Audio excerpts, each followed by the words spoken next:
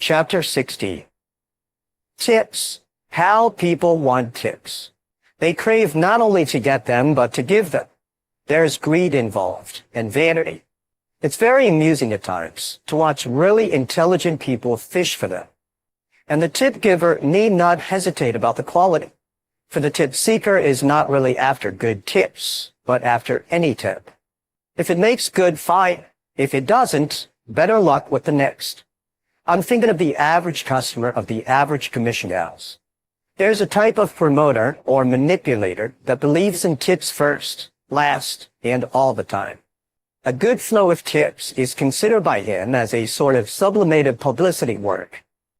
The best merchandising dope in the world, for since tip seekers and tip takers are invariably tip passers, tip broadcasting becomes a sort of endless chain advertising.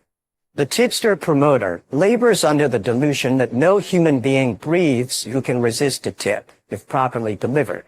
He studies the art of handing them out artistically. I did tips by the hundreds every day from all sorts of people. I'll tell you a story about Borneo 10. You remember when the stock was brought out? It was at the height of the boom. The promoter's pool had taken the advice of a very clever banker and decided to float the new company in the open market at once, instead of letting an underwriting syndicate take its time about it. It was good advice. The only mistake the members of the pool made came from inexperience. They did not know what the stock market was capable of doing during a crazy boom, and at the same time, they were not intelligently liberal. They were agreed on the need of marking up the price in order to market the stock. But they started the trading at a figure at which the traders and the speculative pioneers could not buy it without misgivings. By rights, the promoters ought to have got stuck with it. But in the wild bull market, their hawkishness turned out to be red conservatism. The public was buying anything that was adequately tipped. Investments were not wanted. The demand was for easy money, for the sure gambling profit. Gold was pouring out into this country through the huge purchases of war material. They tell me that the promoters, while making their plans for bringing out Borneo stock, marked up the opening price 3 different times before their first transaction was officially recorded for the benefit of the public. I had been approached to join the pool, and I had looked into it. But I didn't accept the offer because if there's any market maneuvering to do, I like to do it myself. I trade on my own information and follow my own methods. When Borneo 10 was brought out, knowing what the pool's resources were and what they had planned to do, and also knowing what the public was capable of, I bought 10,000 shares during the first hour of the first day. Its market debut was successful, at least to that extent. As a matter of fact, the promoters found the demand so active that they decided it would be a mistake to lose so much stock so soon. They found out that I had acquired my 10,000 shares about at the same time that they found out that they would probably be able to sell every share they owned if they merely marked up the price 25 or 30 points. They therefore concluded that the profit on my 10,000 shares would take too big a chunk out of the millions they felt were already as good as bet. So they actually ceased their bull operations and tried to shake me out. But I simply sat tight. They gave me up as a bad job because they didn't want the market to get away from them. And then they began to put up the price without losing any more stock than they could help. They saw the crazy height that other stocks rose to, and they began to think in billions. Well, when Borneo 10 got up to 120, I let them have my 10,000 shares. It checked the rise, and the pool managers let up on their jacking up process. On the next general rally, they again tried to make an active market for it, and disposed of quite a little. But the merchandising proved to be rather expensive.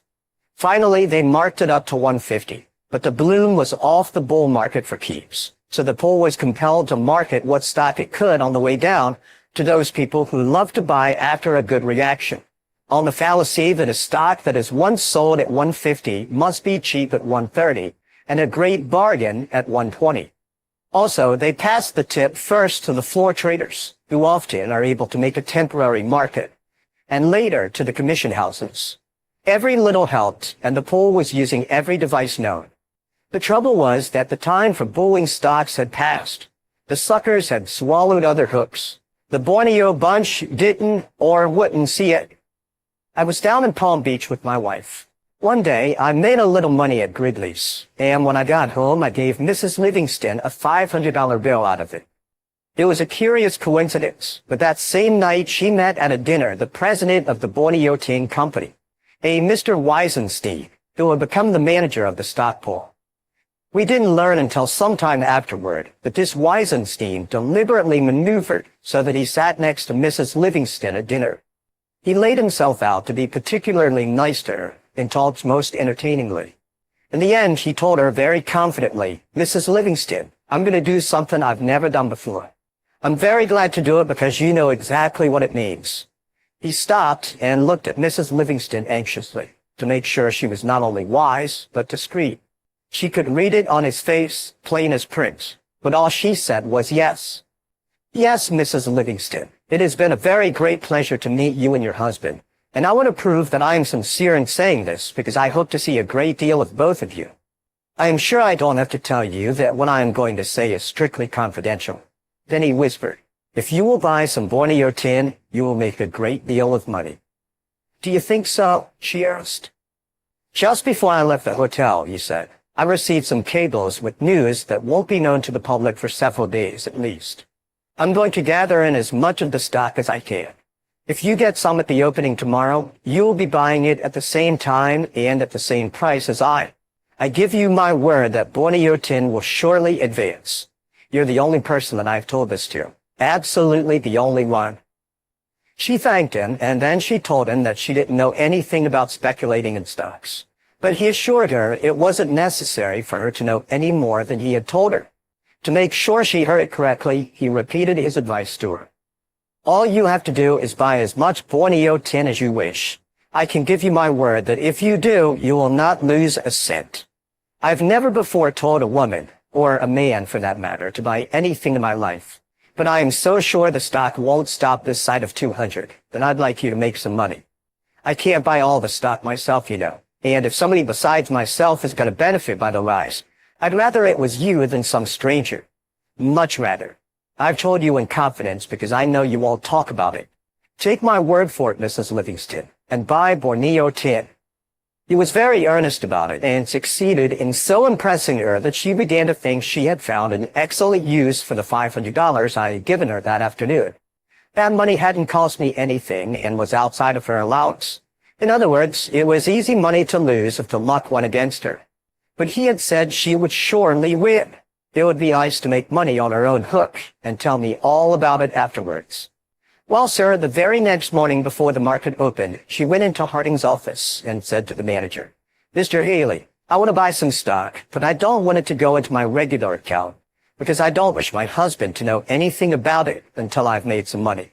Can you fix it for me?" Haley, the manager, said, "Oh yes, we can make it a special account. What's the stock and how much of it do you want to buy?" She gave him the $500 and told him, "Listen, please, I do not wish to lose more than this money. If that goes, I don't want to owe you anything. And remember, I don't want Mr. Livingston to know anything about this. Buy me as much Borneo tin as you can for the money at the opening." Haley took the money and told her he'd never say a word to a soul and bought her 100 shares at the opening. I think she got it at 108. The stock was very active that day and closed at an advance of 3 points. Mrs. Livingston was so delighted with her exploit that it was all she could do to keep from telling me all about it. It so happened that I had been getting more and more bearish on the general market. The unusual activity in Borneo tin drew my attention to it. I didn't think the time was right for any stock to advance, much less one like that. I had decided to begin my bear operations that very day, and I started selling about 10,000 shares of Borneo. If I had not, I rather think the stock would have gone up 5 or 6 points instead of 3. On the very next day, I sold 2,000 shares at the opening and 2,000 shares just before the close, and the stock broke to 102. Haley, the manager of Harding Brothers' Palm Beach branch, was waiting for Mrs. Livingston to call there on the third morning. She usually strolled in about 11 to see how things were, if I was doing anything. Haley took her aside and said, "Mrs. Livingston, if you want me to carry that 100 shares of Borneo tin for you, you will have to give me more margin." "But I haven't any more," she told him. "I can transfer it to your regular account," he said. "No," she objected. because that way LL would learn about it. But the account already shows a loss of, he began. But I told you distinctly I didn't want to lose more than the $500. I didn't even want to lose that, she said. I know, Mrs. Livingston, but I didn't want to sell it without consulting you. And now, unless you authorize me to hold it, I'll have to let it go. But it did so nicely the day I bought it, she said, but I didn't believe it would act this way so soon, did you? No, answered Haley, I didn't. They have to be diplomatic in brokers' offices. What's gone wrong with it, Mr. Haley? Haley knew, but he could not tell her without giving me away, and a customer's business is sacred. So he said, I don't hear anything special about it one way or another. There she goes. That's low for the move. And he pointed to the quotation board. Mrs. Livingston gazed at the sinking stock and cried, Oh, Mr. Haley, I didn't want to lose my $500. What shall I do? I don't know, Mrs. Livingston, but if I were you, I'd ask Mr. Livingston. Oh, no, he doesn't want me to speculate on my own hook. He's told me so. He'll buy or sell stock from me if I ask him, but I've never before done trading that he did not know all about. I wouldn't dare tell him. That's all right, said Haley soothingly.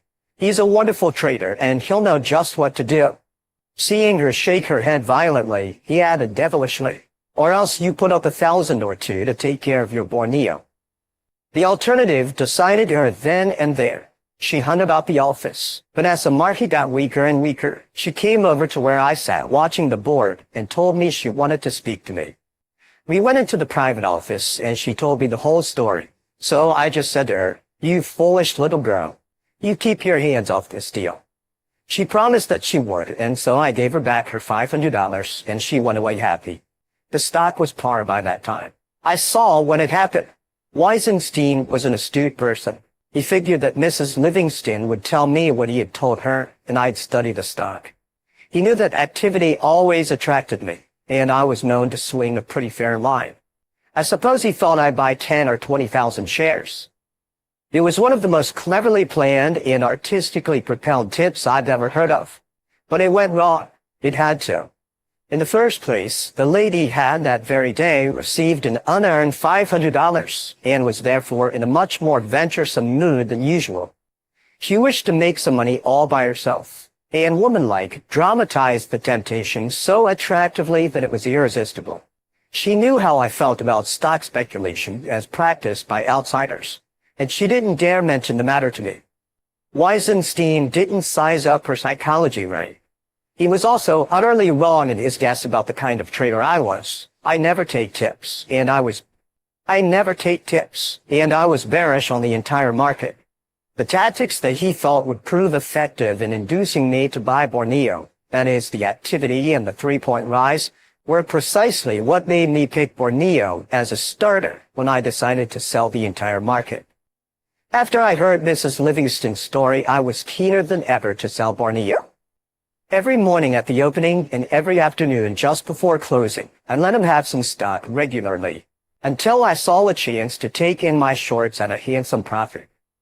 It has always seemed to me the height of damn foolishness to trade on tips. I suppose I'm not built the way a tip taker is. I sometimes think that tip takers are like drunkards. There are some who can't resist the craving and always look forward to those jacks, which they consider indispensable to their happiness. It is so easy to open your ears and let the tip in. To be told precisely what to do, to be happy in such a manner that you can easily obey, is the next nicest thing to being happy, which is a mighty long first step toward the fulfillment of your heart's desire. It is not so much greed made blind by eagerness, as it is hope bandaged by the unwillingness to do any thinking. And it's not only among the outside public that you find inveterate tip takers. The professional trader on the floor of the New York Stock Exchange is quite as bad. I'm definitely aware that no end of them cherish mistaken notions of me, because I never give anybody tips. If I told the average man, sell yourself 5,000 steel, he would do it on the spot. But if I tell him I am quite bearish on the entire market and give him my reasons in detail, he finds trouble in listening, and after I'm done talking, he will glare at me for wasting his time expressing my views on general conditions instead of giving him a direct and specific tip. like a real philanthropist of the type that is so abundant in Wall Street, the sort who loves to put millions into the pockets of friends, acquaintances, and other strangers alike. The belief in miracles that all men cherish is born of immoderate indulgence in hope. There are people who go on hope sprees periodically, and we all know the chronic hope drunkard that is held up before us as an exemplary optimist. Tip takers are all they really are. I have an acquaintance, a member of the New York Stock Exchange, who was one of those who thought I was a selfish, cold-blooded pig because I never gave tips or put friends into things. One day, this was some years ago, he was talking to a newspaper man who casually mentioned that he had had it from a good source that GOH was going up. My broker friend probably bought 1,000 shares and saw the price decline so quickly that he was out $3,500 before he could stop his loss. He met the newspaper man a day or two later, while he was still sore. "That was a hell of a tip you gave me," he complained. "What tip was that?" asked the reporter, who did not remember. "About GOH. You said you had it from a good source." "So I did. A director of the company who is a member of the finance committee told me." "Which of them was it?" asked the broker vindictively. "If you must know," answered the newspaper man, "it was your own father-in-law, Mr. Westlake." "Why in Hades didn't you tell me you meant him?" yelled the broker. "You cost me $3,500. He didn't believe in family tips. The farther away the source, the purer the tip. Old Westlake was a rich and successful banker and promoter. He ran across John W. Gates one day. Gates asked him what he knew. "If you will act on it, I'll give you a tip. If you won't, I'll save my breath," answered old Westlake grumpily. "Of course I'll act on it," promised Gates cheerfully. "Sell reading. There is a sure 25 points in it and possibly more. But 25 absolutely certain," said Westlake impressively. "I'm much obliged to you." And bet you $1,000,000 Gates shook hands warmly and went away in the direction of his broker's office. Westlake had specialized on reading. He knew all about the company and stood in with the insiders so that the market for the stock was an open book to him, and everybody knew it.